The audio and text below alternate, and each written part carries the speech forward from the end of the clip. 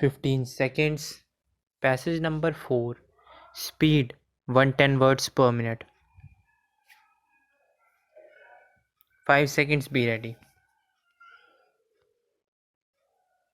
It is seen that verification of character and antecedents is one of the important criteria to test whether the selected candidate is suitable to a post under the state.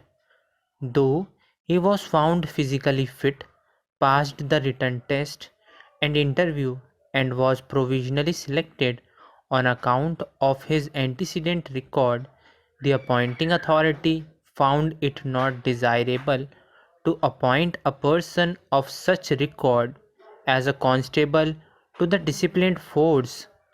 The view taken by the appointing authority in the background of the case cannot be said to be unwarranted.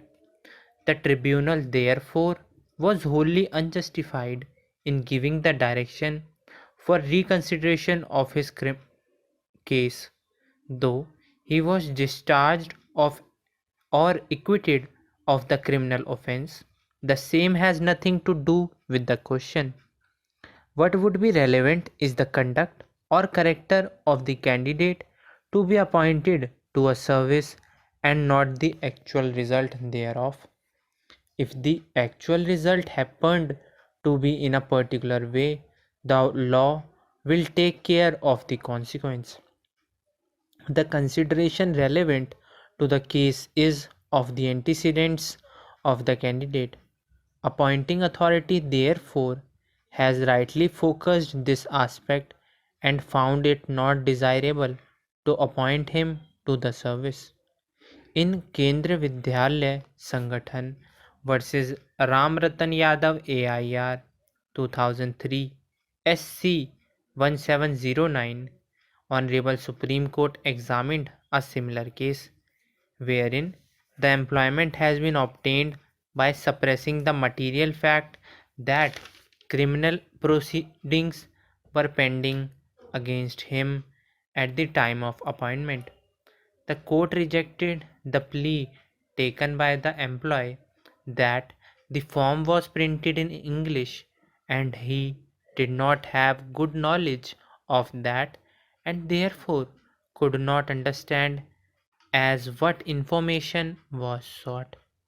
The apex court held that as he did not furnish the information correctly at the time of filling up the form, subsequent withdrawal of the criminal case registered against him or the nature of offences were immaterial.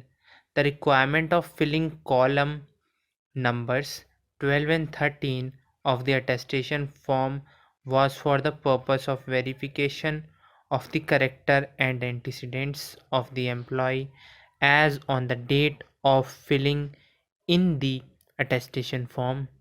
Suppression of material information and making a false statement has a clear bearing on the character and antecedent of the employee in relation to his continuation in service.